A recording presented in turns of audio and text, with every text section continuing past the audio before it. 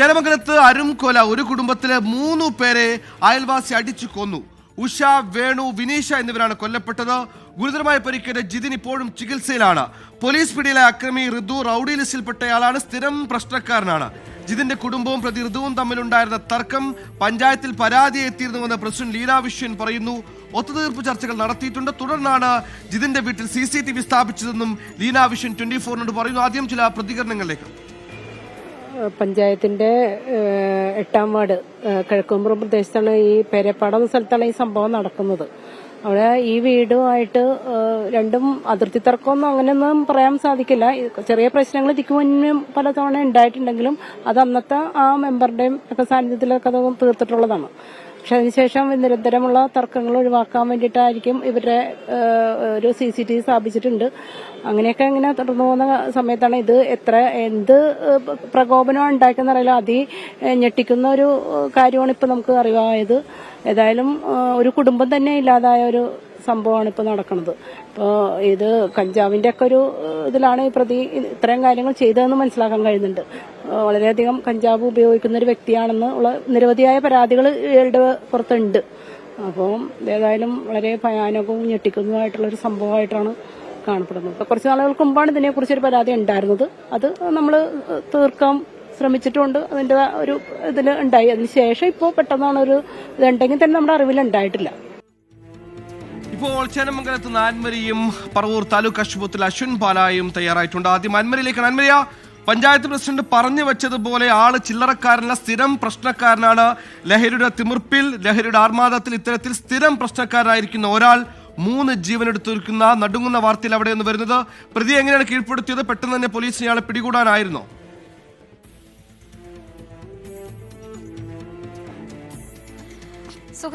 സുഹൈൽ സൂചിപ്പിച്ചതുപോലെ തന്നെ നേരത്തെ മുതൽ ഒരു അക്രമ സ്വഭാവമുള്ള ഒരു വ്യക്തി, ആ ഒരു വ്യക്തിയിൽ നിന്ന് ഈ രീതിയിലുള്ള ഒരു അരുംകൊല, ഈ അരുംകൊലയുടെ ഞെട്ടലിലാണ് ഈ പറവൂർ ചേതമംഗലം കിഴക്കുംപുറത്തുള്ള ഈ ഇവിടെ കൂടിയിരിക്കുന്ന നാട്ടുകാർ മുഴുവനും. കേരള മനസാക്ഷിയെ ഞെട്ടിക്കുന്ന ഒരു കൊലപാതകത്തിനാണ് ഈ മണിക്കൂറുകൾ ഇപ്പോൾ സാക്ഷ്യം വഹിച്ചുകൊണ്ടിരിക്കുന്നത്.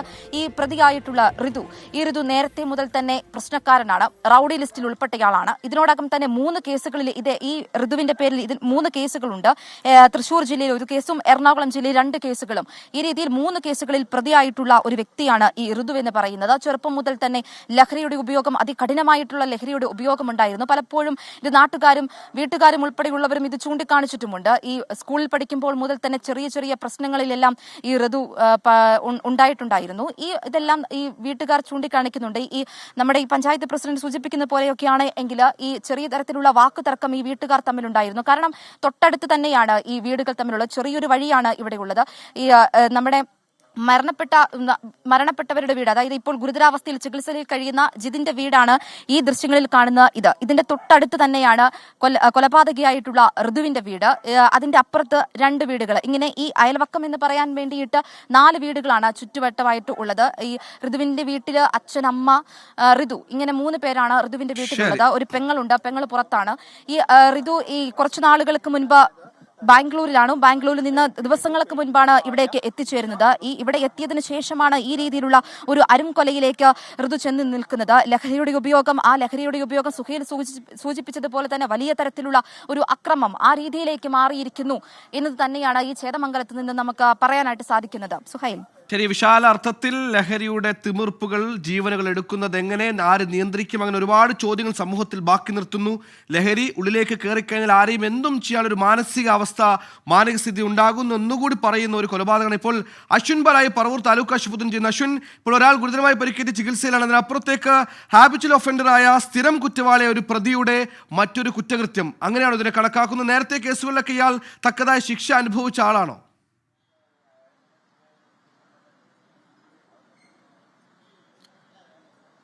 സുഹേൽ, പറവൂർ താലൂക്ക് ആശുപത്രിയിലേക്കാണ് 3 പേരുടെയും മൃതദേഹം കൊണ്ടുവന്നത്. 3 ഇപ്പോൾ മോർച്ചറിയിലേക്ക് മാറ്റിയിട്ടുണ്ട്. നാളെ പോസ്റ്റ്മോർട്ടം നടപടികൾ നടക്കും. അതിനുശേഷം ബന്ധുക്കൾക്ക് വിട്ടുകൊടുക്കുമെന്നാണ് അറിയിച്ചിരിക്കുന്നത്. ഒപ്പം ആസ്റ്റർ മെഡിസിറ്റിയിൽ ചികിത്സയിൽ കഴിയുന്ന ജിതിന്റെ ആരോഗ്യാവസ്ഥ അതീവ ഗുരുതരാവസ്ഥയിൽ തന്നെ തുടരുകയാണ്. ഇപ്പോഴും വെന്റിലേറ്ററിന്റെ സഹായത്തോടുകൂടിയാണ് ജീവൻ നിലനിർത്തിയിരിക്കുന്നത്. പരിശോധനകൾ നടക്കുകയാണ് എന്ന് ആശുപത്രി അധികൃതർ അറിയിച്ചിട്ടുണ്ട്. നിലവിൽ യാതൊരു പുരോഗതിയുമില്ല. തലയ്ക്ക് പിന്നിലേറ്റ അടിയും ഒപ്പം തലയിൽ 2 തവണ കമ്പി വടികൊണ്ട് അടിച്ചിട്ടുണ്ട്. കാലിലും നെഞ്ചിലും അടിച്ചിട്ടുണ്ട്. ഇതൊക്കെ തലയിലേറ്റ 2 മുറിവുകളും അതീവ ഗുരുതരമാണ് എന്നുള്ളതാണ് പറയുന്നത്. എന്തായാലും ജിതിന്റെ ആരോഗ്യാവസ്ഥയിലെ അപ്ഡേഷനുകളാണ് ഇനി അറിയാനുമുള്ളത്. ഒപ്പം ഈ പ്രതിയായ ഋതു നേരത്തെ സൂചിപ്പിച്ചതുപോലെ നിരവധി കേസുകളിൽ പ്രതിയാണ്. അൻവരെ സൂചിപ്പിച്ചതുപോലെ സ്കൂൾ കാലഘട്ടം മുതൽ പല ആക്രമണ സംഭവങ്ങളിലും അതിന്റെ ഭാഗമായിട്ടുള്ള വ്യക്തി കൂടിയാണ്. ഈ കൊലപാതകത്തിന് ശേഷം ജിതിന്റെ ബൈക്കുമായാണ് അവിടെ നിന്ന് രക്ഷപ്പെടാൻ ഋതു ശ്രമിച്ചത്. ഗുണ്ടാ ലിസ്റ്റിലേക്ക് ഉൾപ്പെട്ട ആളായതുകൊണ്ട് തന്നെ പോലീസിന് ഋതുവിനെ അറിയുകയും ചെയ്യാം. അങ്ങനെയാണ് വടക്കേക്കര SI ഇയാളെ തിരിച്ചറിയുകയും വഴിയിൽ വെച്ച് പിടികൂടി സ്റ്റേഷനിലേക്ക് കൊണ്ടുപോവുകയും ചെയ്തത്. ചോദ്യം ചെയ്യൽ വിശദമായി തന്നെ തുടർന്നു വരികയാണ്. വീട്ടിലെ CCTV ദൃശ്യങ്ങൾ പോലീസ് ശേഖരിച്ചിട്ടുണ്ട്.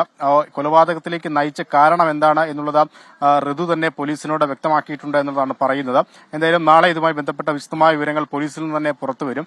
എന്തായാലും അത്ര വലിയ ഭീകരമായ പ്രശ്നം ഇവർ തമ്മിൽ ഇല്ലായിരുന്നു. ചെറിയ ചില വിഷയങ്ങളുടെ പേരിൽ ഏറെ നാളുകളായി തുടർന്നു വന്നിരുന്ന തർക്കമാണ് ഇങ്ങനൊരു കൊലപാതകത്തിലേക്ക് നയിച്ചത്. പക്ഷെ അവസാനമുണ്ടായ പ്രശ്നം എന്താണ് എന്നുള്ളതാണ് പോലീസും ചോദിച്ചറിയാൻ ശ്രമിക്കുന്നത്.